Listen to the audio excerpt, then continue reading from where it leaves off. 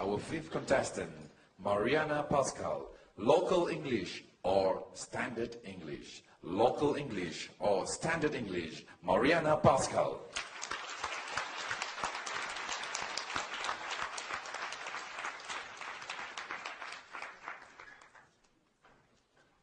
Well, many years ago, my daughter, who is half Chinese, attended a local kindergarten in Johor Bahru. And I remember one day I went to pick her up, and she came running up to me, and she said, "Mommy, what's this?" I said, "I don't know, ask your teacher." She turned and she said, "Teacher, this what, ah?" I said, "What did you say?" She said, "Oh, Mommy, that's Malaysian English." My fellow Toastmasters, we hear a lot these days about local varieties of English. Should we embrace them as a part of the culture? Or should we eliminate them and replace them with standard English? What do you think? Embrace or replace? Yes, I love the local English here. It is the most colorful English in the world. I especially love your crazy two-word phrases. Where, got. Also can. See first. See how. It's so unique. And frankly speaking, I do not think that it is possible to eliminate local English because linguistic habits are very difficult to break. Am I right? Yes. Now, throughout my entire marriage, my Chinese husband has been saying, "Get down from the car." And I've been saying, "Honey, we're not on the car, so we can't get down. We're in the car, we get out." And he says, "Oh, okay, get down." Can't change. In fact, I was in a taxi the other day, and the taxi driver said to me, "Okay, miss, you get down here, huh?" I said, No. You get out here." He said, "It's my taxi, you get out." I think the important thing is that whatever English we speak, Malaysian English, Canadian English, Indonesian English, Bruneian English, that these days we be understood by people from other cultures. Am I right? I have to tell you, sometimes your local English is a little bit difficult for foreigners to understand.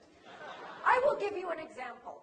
Now, when I first came to Malaysia, I went to a teachers' conference in KL. And at the end of the day, I said to a local teacher, I said, "Excuse me, I'd like to go back to the hotel now. Do you know where I might find a taxi?" And she said, never mind. You follow me." I said, "Well, I don't have a car, so I can't follow you. Do you know where I can find a taxi?" She said, never mind, you follow me." I said to my friend, "She wants me to follow her. Should I run behind her car?"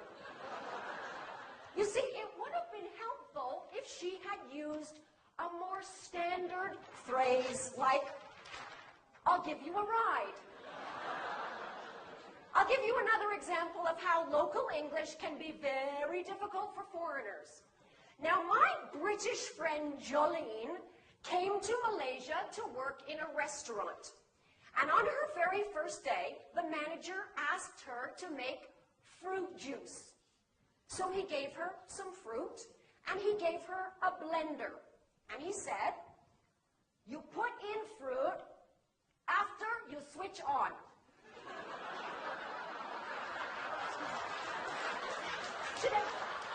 Excuse me, I'm putting the fruit after I switch it on.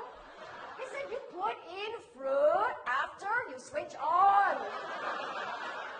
So she switched it on, put in the fruit. What happened? All the fruit came out. He said, I told you, you put in fruit after you switch on." See, she had heard this, right? It would have been a little clearer if he had said, "Put in the fruit. After that, you switch it on." You see, sometimes one single word can change the whole meaning, right? I remember when my husband and I were first falling in love. I remember this one evening that was so romantic. Now, my husband's English was not very good at that time. And this was the night he was going to propose. We were dancing.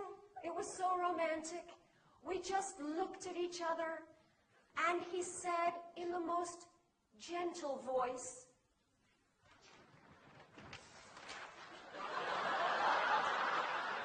"Oh, your eyes are big. How many eyes do I have?"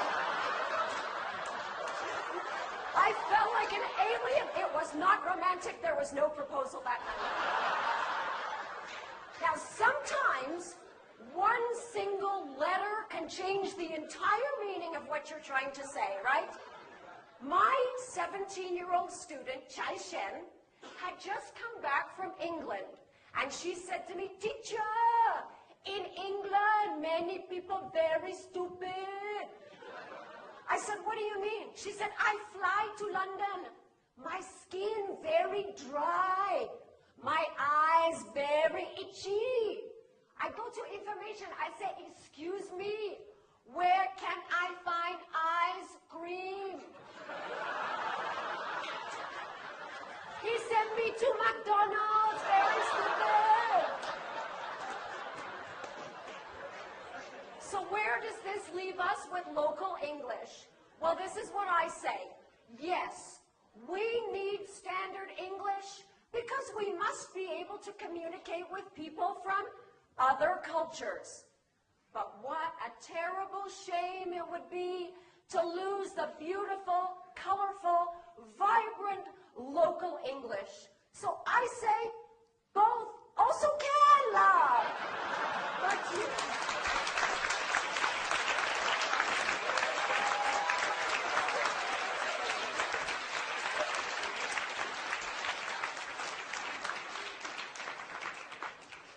Please observe 1 minute.